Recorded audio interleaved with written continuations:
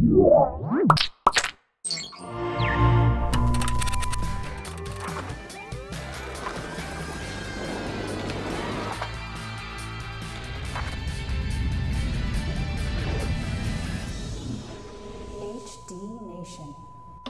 episode of HD Nation is brought to you by Samsung Smart TV, a new world of web-connected TV entertainment.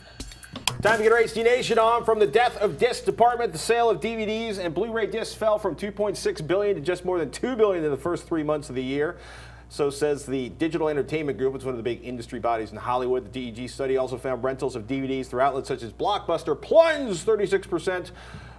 year-on-year to 440 million. That was all reported in The Guardian UK, who added that streaming and subscriptions, think Netflix, rose 33% in the same time. Telling. Yes, and then Google TV 2.0. All Things D says we should get a hint at the Google I/O conference next week. Google's reimagining of the system after the dramatic lack of success they had earlier this year. Expect some new hardware partners like Samsung and Vizio to join launch partners Sony and Logitech, and we hope less blocking by network TV. A big disappointment for many Google TV early adopters. It's kind of funny. I have a neighbor who I was like, well, you're not going to be able to stream a bunch of the stuff you thought you were going to be able to stream, but she mostly uses it to access the internet on her television, which makes her very happy. You know what has stopped me from watching TV the past week? HBO Go. Holy moly, that app is awesome. You have to be an HBO subscriber. Yeah. But the quality, the ease of search, just the breadth of content that they have on there is phenomenal. It's been around for like ever. It's just now it's on the iPad. The web service, that's what I'm talking about, the iPad. And I just got HBO for the first time like 2 weeks ago for Game of Thrones. So it's like a whole new world of viewing. I've watched the last six seasons of Entourage in the past like 2 days. I would love HBO Go, but they won't sell it to people who don't have cable or satellite, and I'm not. No a la carte. Sorry. Yeah, no, it's cool. I agree, but I'm not paying $120 a month so I can get 400 channels I don't watch. Oh, see, I get HBO for $10 a month on top of my regular cable that I already use. And how much are you paying for that? A lot. So it's up there, but yeah, you know. I will gladly pay you $20 a month for HBO Go Access HBO. I'm just saying. By the way, everybody who loves Tomatometer. They got bought by Warner Brothers, a studio. More accurately, RottenTomato.com's parent company Flixster got bought. We are promised that the sites will remain independent. Ouch. Although, yeah, it's kind of weird, right? One of the studios owns like the site that gathers all of and I admit, I prefer the sort of, the elite critics over the general critics. Yeah, that's kind of a sticky situation. One can only hope. Some kind of pasty, tomatoey situation. That was bad, sorry. Why do all Warner Brothers movies now have 99% on the Tomatometer? Anyway, Crimson writes in for a question today. I'm currently in the process of remodeling 2 bedrooms into a home theater. Nice! I am still working on soundproofing certain walls and blocking off windows, but was wondering what to do when I get to the floor. Which is better for sound, wood or carpet? I'll be using a 7.2 system, including 2 floor-standing front speakers and 2 12-inch subs. Any advice for flooring and enhancing sound quality would be appreciated. Crimson in San Antonio, Texas. Man, so it's kind of funny, like if you go to Audiophile Geeks, they tend to be like, you'd like a wood floor. And if you go to Home Theater Geeks, a lot of times you get you want carpet, because you want, it's kind of funny, right? Wood floors equal, especially wood floors with minimal furniture, makes a snappier, a sharper audio environment, more potential for slap echo and other effects. That's the thing, that's the first thing I thought of the second I said wood floor. I was like, I'm going back to all my, days in the audio studios and everywhere, and just never really did that. It was always carpeting, pretty much. Yeah, well, and rugs over everything else. So. Yeah, well, somebody say like, well, the so-and-so jazz club has a wood floor. I'm like, so-and-so jazz club normally has 300 people standing on the wood floor. Said floor. People absorb audio. And the truth is if you've spent a bunch of time like AVS Forum and other places, some folks are like, well, I stripped the rugs out and now everything sounds amazing. So it's one of those things where how your ears like things has a huge influence. If you already have nice wood floors, don't tear them out. Don't put wall-to-wall carpeting over them. Try area rugs. Yeah. And play around with the location of the rugs, or put one large. I'm gonna for surround sound. I definitely lean towards having carpets, because especially with surround sound, you tend to get a lot of peculiar echoes. Yeah. Yeah, echoes in general I'm not a big fan of. Bad. Mean, it kills the experience in a lot of ways. So I would say go with area rugs. I would have to agree with that. Or don't feel bad about getting wall-to-wall carpet if you're looking for an excuse for it. If you have sweet hardwood floors already, do not ruin those. That is like. Go rug shopping. They're hot. Beautiful area rugs. Yeah. Next up, Dave writes in, "Hi all, love the show. My hand-me-down 52-inch GE rear projection TV seems to be about to give up the ghost. I've been considering the Vizio XVT473SV as a replacement. For some reason, I just really like the idea of the dimmable LED backlit zones. However, while researching the thing, I happened to notice that the listing on Costco's site says it has 80 zones, while the Amazon listing claims 160 zones. Is one of them a typo? Are they not really the same TV, even though they both list the same model number? If so, what else may be different? Maybe I'm just getting too hung up on this feature and you guys can suggest a better TV for the money. Thanks in advance for the advice and keep up the good work." Yeah, Robert reviewed the XVT473SV on HC Nation back in November.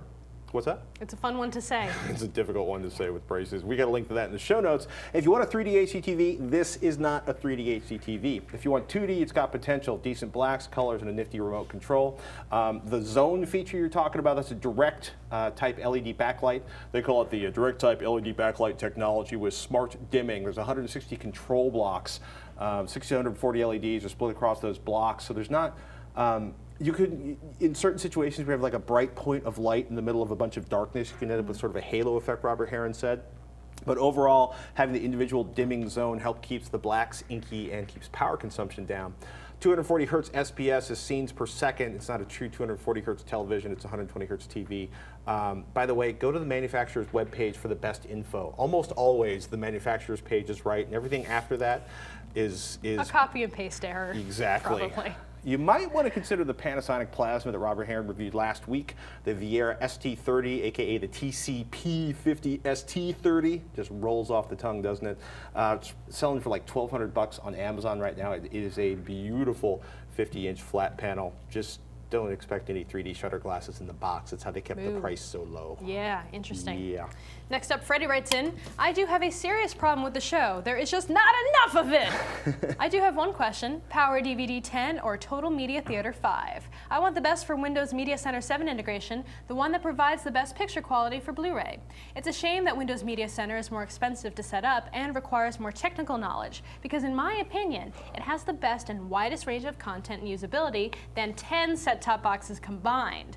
I play the latest and greatest games using my wireless Xbox 360 controller, watch Blu-rays, DVDs from my hard drive, store and view pictures, music, use Boxy, Vudu streaming service, Netflix, Hulu, go on the internet, even a great Windows Media Center plugin for Revision 3, all from my lazy boy, Freddie.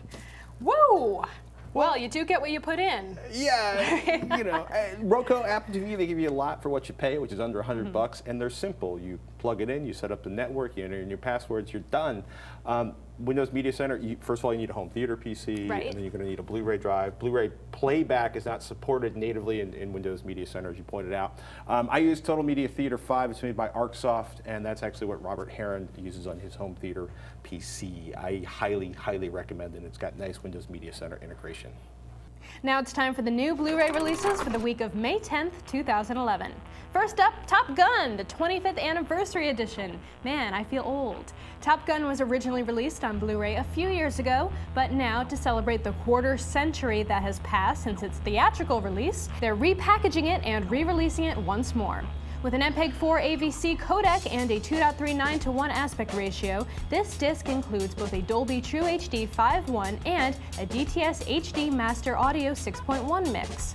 Extras are the same as they were when they were included in the previous Blu-ray release, a 2.5-hour, 6-part documentary on the making of various aspects of the film, multi-angle storyboards, 4 music videos, TV spots, interviews with Tom Cruise inside the real Top Gun, and one thing that wasn't included on the previous release, a digital copy. Next up, The Illusionist. No, not the Edward Norton movie. This 2010 French-British film was nominated for Best Animated Feature at the Oscars this year and has received a 90% on the Rotten Tomatometer. It comes in a Blu-ray DVD combo pack with an MPEG-4 AVC codec and English DTS HD Master Audio 5.1 mix. Extras include a making-of featurette and several clips from behind the animation process. Also released this week, Alien! In October, we saw all 4 Alien movies released as a box set titled Alien Anthology. But if you're like Roger and think only 2 of these films are worth watching, you can now buy each of them separately. They each come on a single disc and won't have any of the extras, which is such a shame, and come with the same specs as the Anthology box set.